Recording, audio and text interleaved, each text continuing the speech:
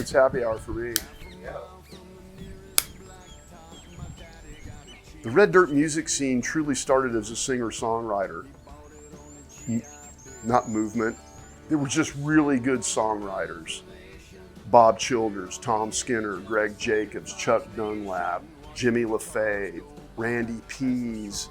These guys showed us the way. That the song was always the most important thing. It wasn't about who could play the great guitar solo, who was flashy on this instrument or that instrument. It's always about the song. And you had to have good songs because without it, nothing else really matters.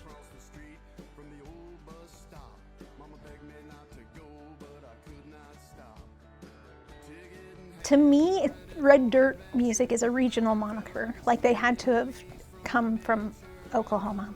And everybody adds a cup of something. This person's adding a cup of the blues. This person's adding a cup of country. This person's adding a cup of rock. And then you take your cup and you drink it and you're getting all of that. And like that's what red dirt is. You're getting everybody's influences and you're just picking it all up. But the two rivers that run into what is red dirt music musically are Bob Wills and the Texas Playboys. Out of Tulsa at the Cain's Ballroom, they had that. Let's party, let's have fun, let's, kick back and forget our troubles and just have a ball. And they did that, and we all got that. The other river that flows into what's red dirt music is Woody Guthrie. And Woody Guthrie said, this is what's fucked up, this is a problem we need to look at, social consciousness. And those are the two rivers that run into what I think makes red dirt music.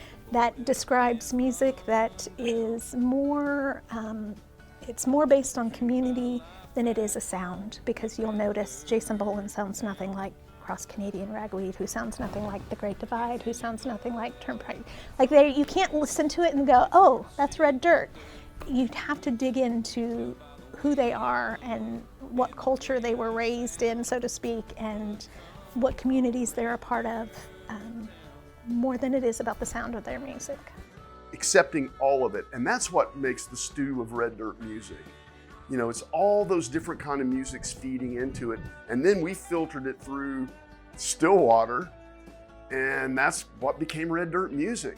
It's funny, the old saying is, if you steal from one or two people, you're a thief. If you steal from 50 people, you're a genius. It's like, steal from them all. Don't steal from just one or two. Steal from everything. There's nothing new under the sun, man.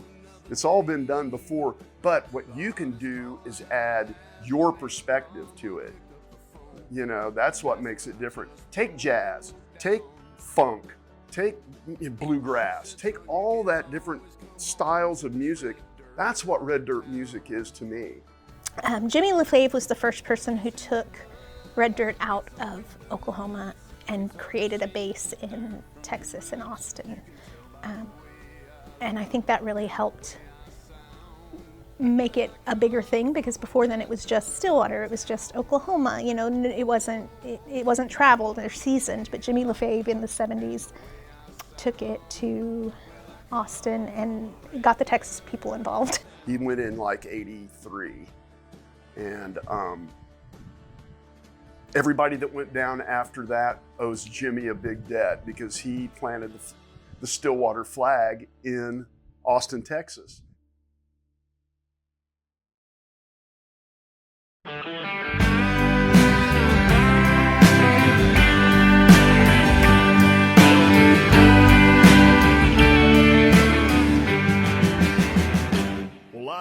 Well, Bob Childers is known as the godfather or grandfather of red dirt, which I think is a title well deserved. He wasn't the first one on the scene, but he made the biggest mark of all, really.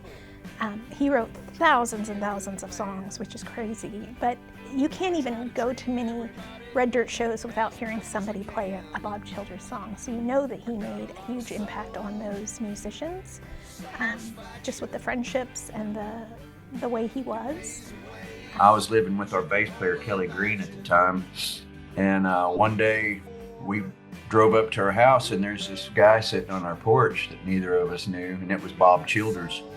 And Bob has been credited as the godfather of red dirt music, and he was kind of the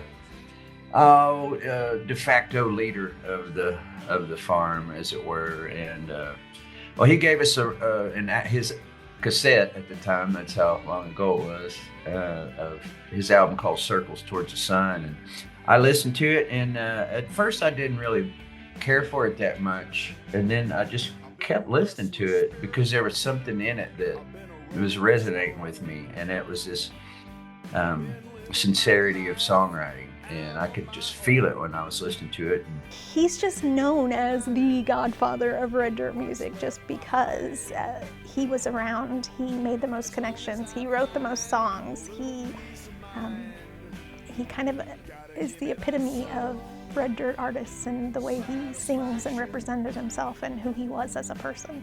Childers used to say, music is the second most powerful thing in the universe, right behind love. Thanks, Bob.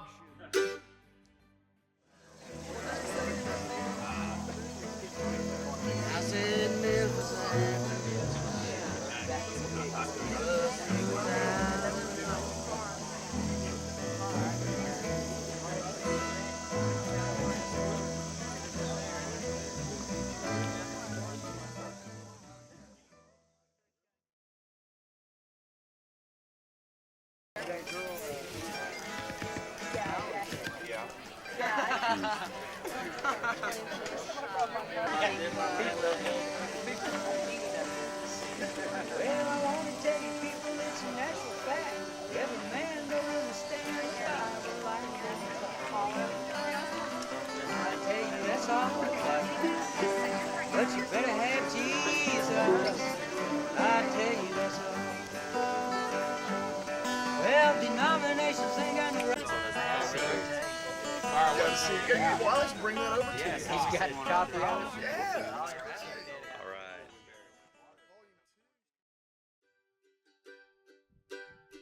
Well, I don't care what the neighbors say.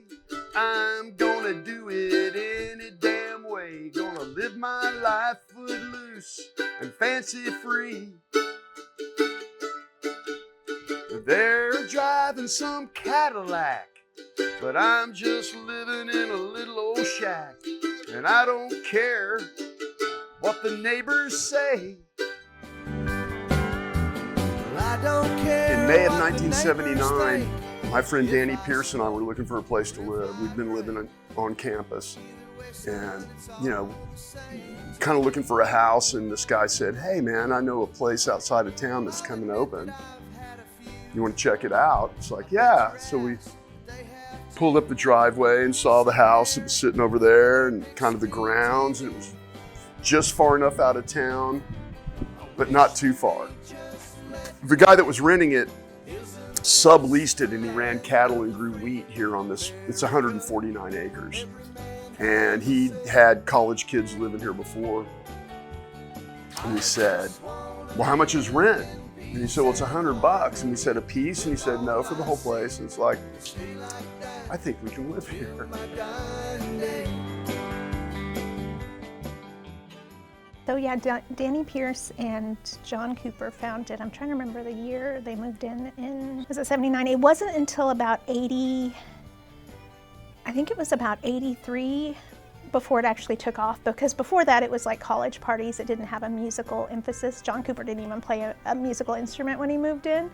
But they started having local bands out to play their college parties, and once musicians are like, oh, there's this house, I can just sleep on the couch and like never leave. No, it was more of a bohemian kind of group than I was used to being around. You know, I came from a small town, Tecumseh, Oklahoma, and this was my first being around, you know, people that said, hey, I'm a songwriter, this is what I do for a living, and I'm a musician, and this is my job. And, you know, I'd never really been around that. And in Stillwater, back in the early, mid-'80s, you know, I don't know if you guys know this or not, but Stillwater had, I mean, there was live music everywhere on the strip. This was pre-Wormy Dog. This was Willie's and the Question Mark and Prophet Elrod's and Eskimo Joe's and George's Stables. And at the end of the night, the rally cry was "Party at the Farm." So when all the bands would finish at the end of the night, we just take the party right out here and carry on. I had bands in high school that we banged around in the garage and would go and play some different parties and stuff, but I never really saw it as an option, as a way to make a living. And then I was around Tom Skinner, and this is the older group that would hang out at the farm. You know, you'd go out there at any time while I was in college, and there'd be 3 or 4 people picking guitars, playing croquet, playing naked croquet. That was a big deal at the farm. I didn't get into any of that, but yeah, it was just it was a place where poets and you know, the people who didn't really fit in would wind up gravitating, you know, the more the artists. Gosh, it was just great times, man. People were so less inhibited because they weren't on camera all the time on an iPhone. You know, they knew what happened at the farm stayed at the farm. And it was that simple, you know. You weren't going to be judged later by the world. Hey man, I got this video of you fucking up, you know. It's like, that didn't happen. There were no videos. So we were free to do what we wanted. And we did. Hey, Bus. Our bus, this is the back. You should take note of the stickers. Also, the fine handwork here by Mr. Brad Pickno, Mr. David Clark, Mr. John Cooper, other various members, Ben Hahn. Hahn, I'd like you to meet the camera. The cameraman. Hey. Hello, cameraman. How you doing? Great, man. Good to see you. Is this Good your to see you bus? too. Yes, it's our bus. What do you think, Scott? It's our bus. It's our bus. You know what? These seats look very familiar. It wasn't your van, I swear. This is a conversion bus, you know. Why don't you take the seats and This is storage compartment. this is quite a place. You know what? I think that's my mattress from school there. This is from Larry Wilson. It says, you guys are the jamminest, dancingest, funkiest, groovinest, movingest fucking band I've ever met in my life. Long live the Red Dirt Rangers. That's Larry Wilson. Larry's, he's bubbly, isn't he? Yeah, Larry Wilson, one of a kind. Uncle Bob's quote is memorable. Hey, Man. Mike. I heard you guys are looking for a bus driver. We are. Pretty much, you can require within. Do We have to a fight driver's coup. license? Well, you need a social security card and Yeah, you have to. a green card. Current? Current. Well, I don't know. How much money you got? Ready. I gotta pay for the job. Hey, Willie, knock down those seats. Oh man, No long interviews. you don't want to talk? No extended interviews. Man, that thing just by itself. Whoa! Oh my God, I'll never be state senator now. We're moving into the farm inner sanctum here. This is the sun porch. This is the enclosed porch of the farm. See? Holy smokes! Yeah, as you can see, we're pretty close to my face when I was playing my accordion. I was kind of bent back.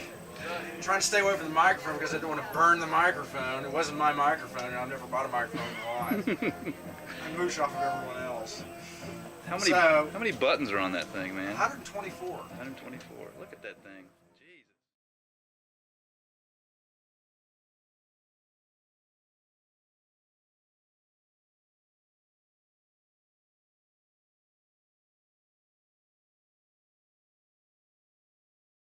The second generation is the Great Divide, cross Canadian ragweed, that kind of thing. They learned at the feet of Tom Skinner, Bob Childers, Jimmy LaFave, Chuck Dunlap. Like they saw what they were doing. They emulated that in a way, not totally, because they each have their own different thing going on. And then they took it and they made it bigger. Cody moved to Stillwater because of the Great Divide. Cody Canada and started his band. You know, everybody just moved to Stillwater because that's where something was happening. And, you know, so I think, you know, like Austin, you've got a whole lot. I met Cody Canada and Cross Canadian Ragweed, and a great story. I'd known Cody for a while and seen him out here hanging out. And I said, hey man, you know, you sound really good. What classes are you taking here at OSU? And he said, oh, I didn't come here to go to school. I came for the music. They expanded it. Like they were the ones that made bigger names for themselves than the older guys. To see it go from the farm to the football stadium has been an amazing thing. You know, it's a 7-minute drive from the farm to the football stadium. It just takes 40 years to get there.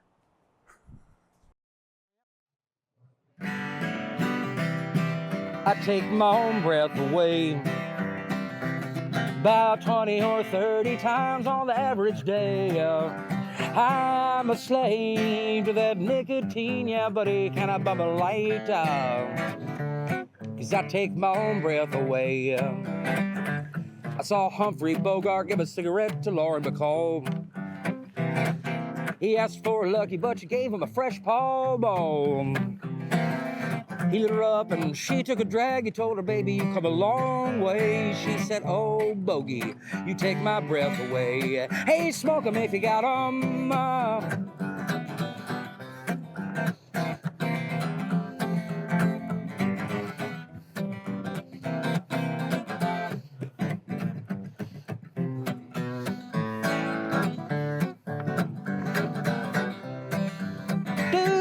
Think Merle Travis really made St. Peter wait. Hot boxing Marlboro in front of them pearly gates. Did you know that they put up a big no smoking sign? I got rid of that big ashtray. Oh, Jesus Christ, you take my breath away. Oh, and I take my own breath away about 20 or 30 times on the average day. I'm a slave to that nicotine, yeah, buddy, can I bum a lighter? 'Cause I take my own breath. Oh, baby, it's gonna be my death. I take my own breath away.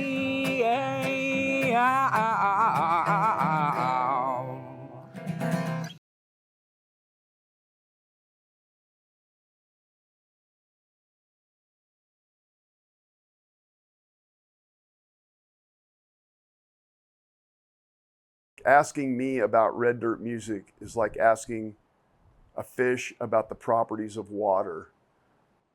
Like a fish can't tell you what water is because it lives in water and it's in the middle of it. And I can't really tell you what red dirt music is objectively because I'm not objective about it. I mean, I'm prejudiced about it. But I have an idea about it and I have a love for it. Wow. It made me who I am. It gave me a lot of joy. Came right out of here. Take a load off Fanny. Take a load for free. Take a load off Fanny. Put the load right on me. Put the load right on me. Put the load right on me.